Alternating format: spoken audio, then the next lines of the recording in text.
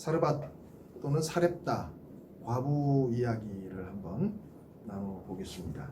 열왕기상 17장 8절 9절 말씀 그리고 건너뛰어서 24절 말씀 이렇게 세 구절만 제가 먼저 보도록 하겠습니다. 여호와의 말씀이 엘리야에게 임하여 이르시되 너는 일어나 시돈에 속한 사르밧으로 가서 거기 머물라. 내가 그곳 과부에게 명령하여 내게 음식을 주게 하였느니라. 24절 여인이 엘리야에게 이르되 내가 이제야 당신은 하나님의 사람이시요 당신의 입에 있는 여호와의 말씀이 진실한 줄 아노라 하니라. 예수님께서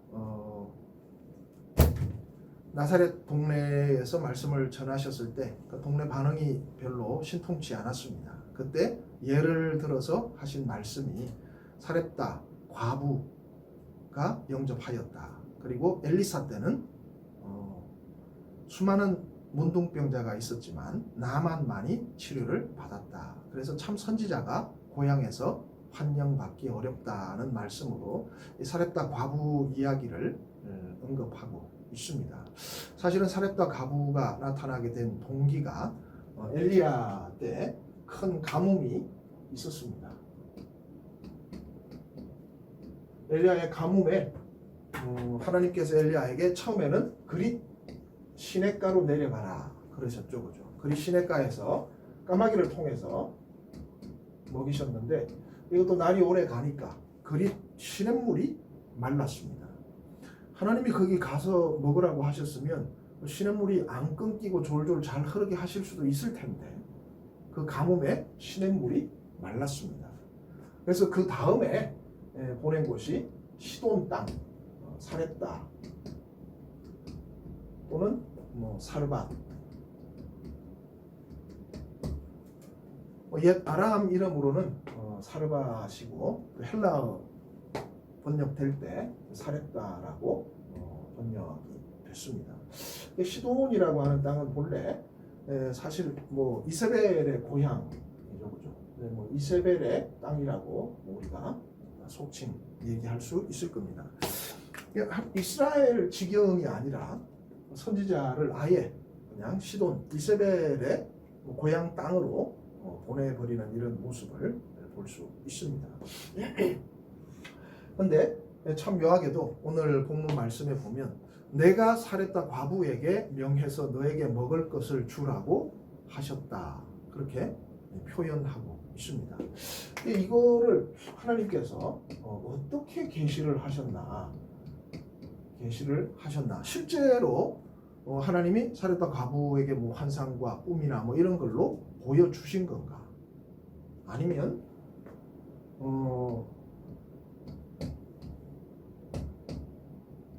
이런 걸로 보여주신 건가 아니면 이제 엘리야가 가서 하게 되는 이 역사가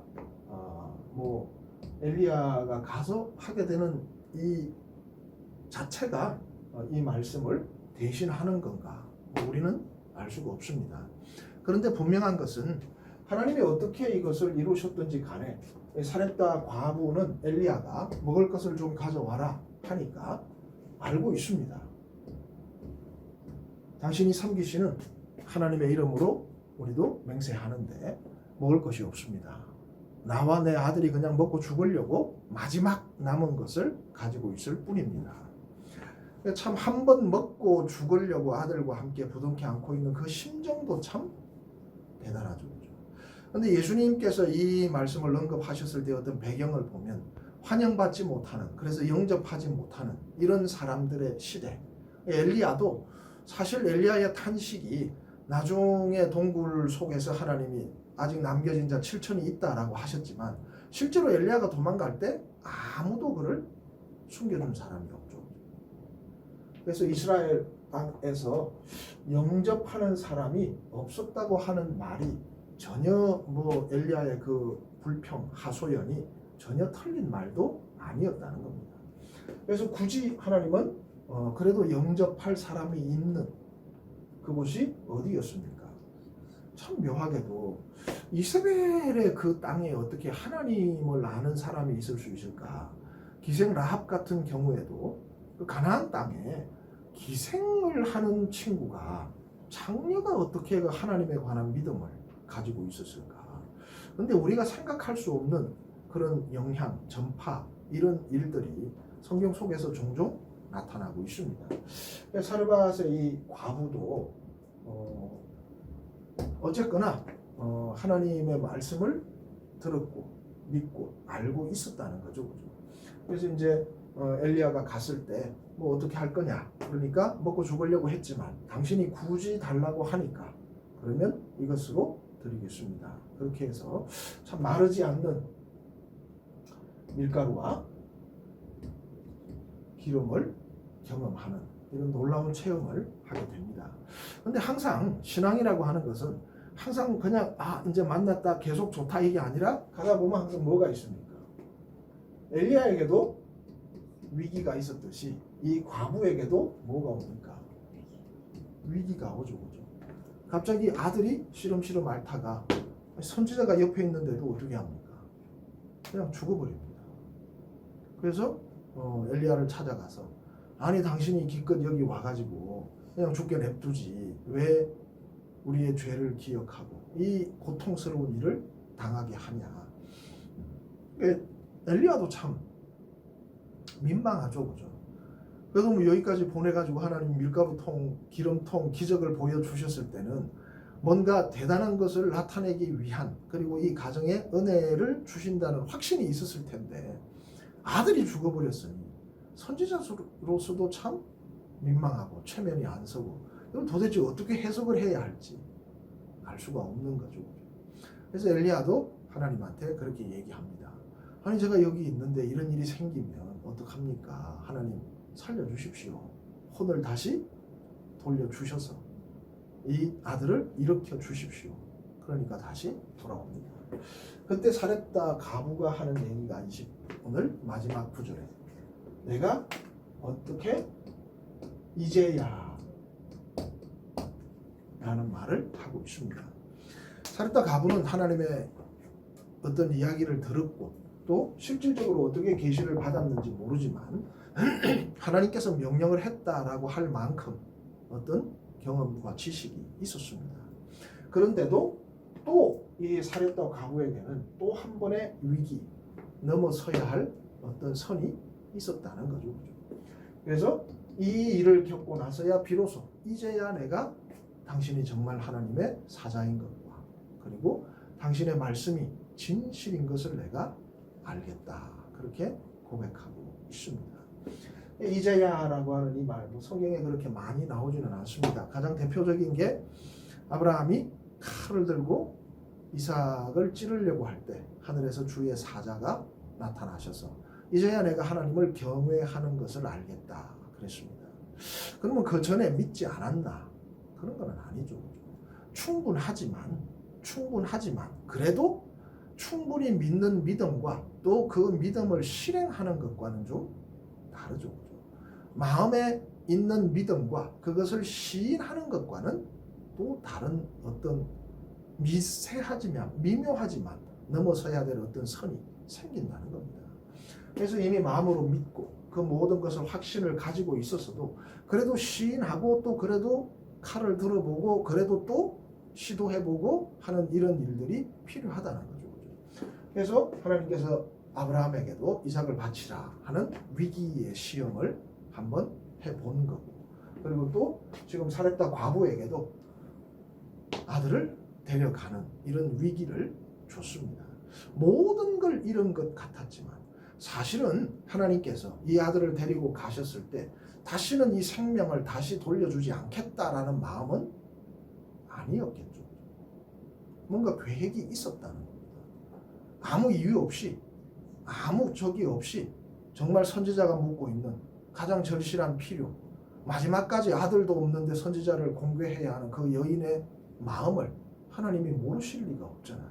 정말 아들이 죽었는데 계속 이 여인이 어떻게 편안한 마음으로 그 선지자를 공개하고 얼굴을 보고 선지자는 또 어떻게 그 밥을 얻어먹을 수 있겠습니까? 그럴 수 없는 거죠.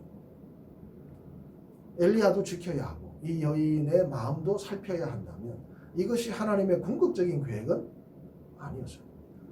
그러면 도대체 왜 이제야라고 하는 말을 해야 하고 또 그런 표현을 써야 하고 이런 일들을 하셨을까? 사실은 사렙과 과부가 이제 엘리야가 떠나면 살아가야 할 세상, 머물러야 할 곳은 어디입니까? 엘리야와 함께 고향 땅을 떠나서 이스라엘에 들어오기는 어렵잖아요. 계속 그가 살아야 할 땅은 어디입니까? 이세벨의 땅입니다. 그 속에서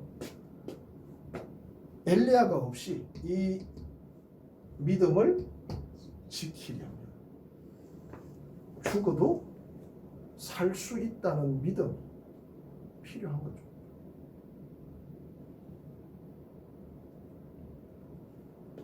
지금 이 밀가루와 기름병만으로도 야, 저 정도 체험이면 우리가 한데 하나님 보실 때는 미세하게 아직도 이 여인에게 남겨진 선이 그어져 있었다는 겁니다.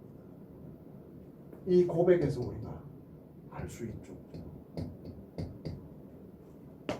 내가 믿는다고 스스로 아는 것과 하나님에 관한 많은 지식들이 쌓여 있는 것과 하나님을 실제로 아는 경험은 다르다는 겁니다.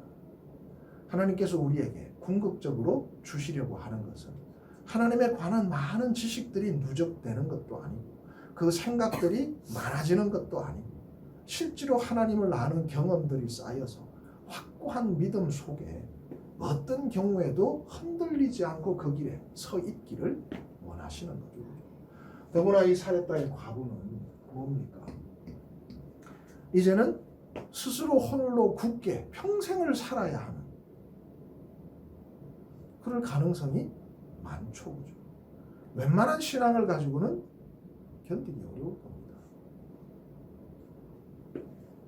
그런데 아들이 죽었다.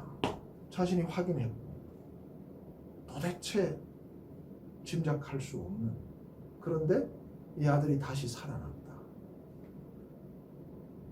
죽어도 살 수 있다라는 이 경험, 이것은 아마 평생에 결코 부인할 수도 포기할 수도 없는 하나님의 선물일 겁니다. 그래서 우리에게 위기가 온다, 또는 나에게 어떤 일이 벌어진다, 하나님은 손해볼 일을 절대 하지 않습니다. 하나님이 손해볼 일을 하지 않는다는 것은 당신의 재산에 유익하기 위함이 아니라 우리의 믿음을 부여하게 하기 위한 유익이지, 내게 일어나는 모든 일들이 사실은 우리는 알지 못하지만 하나님께서 우리에게 뭐를 주시려는, 복 주시려는 일환이지, 나는 이것이, 나는 저것이, 나는 이래야, 나는 저래야, 많은 한계, 많은 생각, 또 많은 뭐 이런저런 것들로 스스로 규정하지만 하나님은 우리에게 항상 미세하지만 나도 모르게 그어져 있는 그 선을 깨치고 나아갔을 때 훨씬 강력하고 훨씬 자유롭고 훨씬 풍성한 믿음의 세계를 경험할 수 있다는 겁니다. 그리로 인도하고 싶어 하시고 그 복에 참여하기를 원하시고 더 좋은 것을 우리에게 주려고 하시는 것이 하나님의 뜻이라는 겁니다. 사렙과 과부가 밀가루와 기름병의 경험만 있는 것과 이 죽은 아들을 다시 아는 경험, 이것은 이제 엘리야 없이도 하나님에 관한 신앙을 이제는 스스로 평생을 지킬 수 있을 만한 경험이 될 수 있다는 거죠. 그래서 야, 왜 하필 이런 방식을, 하나님 왜 다른 사람들에게는 이러지 않고 우리 모든 구약의 사람들이 똑같은 모습, 똑같은 방법은 아닙니다. 아브라함에게 달랐고 과부에게 달랐고 또 누구에게는 달랐고 다 각기 다른 모습으로 나타나지만 나에게도 각기 다른 모습으로 주어질 겁니다. 오늘 나를 힘들게 하고 우울하게 만들고 어렵게 만들고 하지만 그러나 그 모든 일들이 결국은 하나님께서 내 앞길을 계획하시는 당신의 손 안에서는 뭡니까? 결코 손해보지 않는 하나님께서 내 영혼과 내 믿음을 더 부욕해 하시기 위한 복 주시려는 길이라는 겁니다. 그 선을 넘어설 때 우리는 더 풍성한, 정말 하나님으로부터 주어지는 말할 수 없는 그런 은혜의 맛을 느끼도록 채워주신다는 겁니다.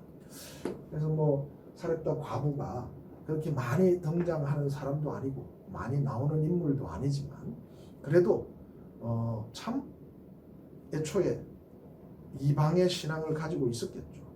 그런데 자신도 알지 못하는 사이에 이웃나라의 어떤 이야기가 들려왔고 자기 나라 공주가 그곳에 시집 가서 이런저런 일들을 겪는데 야, 그 대단한 공주를 이기고 엘리야라고 하는 선지자가 있어서 기가 막힌 일이 일어났대더라. 그런데 도대체 하나님은 어떤 분일까 그러면 그런데 그 와중에 실제로 엘리야가 찾아왔고 야, 하나님이 이런 분이시구나. 먹이시고 지키시는 분이시구나. 그런데 그럼에도 불구하고 그 정도는 바알도 할 수 있는 거고 아세라도 할 수 있는 거죠. 바알도 매년 풍년을 주고 아세라도 매년 수많은 생산들을 만들어낼 수 있도록 도와주는 신이었습니다. 그러나 정말 사람을 죽은 자 가운데서 살릴 수 있는 그 능력은 아무에게나 있는 것이 아니죠. 그래서 온전한 믿음, 완전한 신앙의 세계로 하나님께서 참 놀라운 방법으로 이끌어가고 있는 그런 모습을 볼 수 있습니다. 우리의 인생도 우리의 신앙도 마찬가지일 겁니다. 하나님의 손에 있는 우리의 신앙은 손해보지 않는 하나님께서 우리의 믿음이 날로도 견고하고 더 풍요로워지도록 인도하시고 모든 과정들을 통해서 우리에게 좋은 것을 주시는 것이 당신의 뜻이지 우리를 그저 억누르고 위기 자체에서 무너뜨리기 위해서 하시는 것은 아니라는 겁니다. 그래서 또 일어나고 또 일어서면 우리는 알지 못하는 사이에 점점 더 큰 믿음 안에서 성장해가는 자신을 보게 되리라고 믿습니다.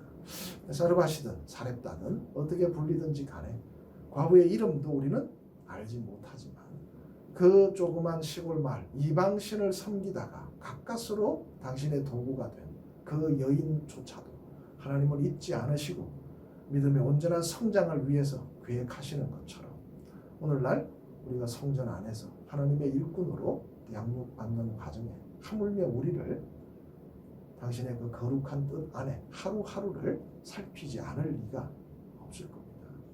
그래서 뭐 이런저런 과정들, 시간들을 통해서 정말 부요한 믿음에 넉넉한, 풍성한 하나님을 아는 그런 경험들로 채워져 가는 하루하루 되시기를 주님의 이름으로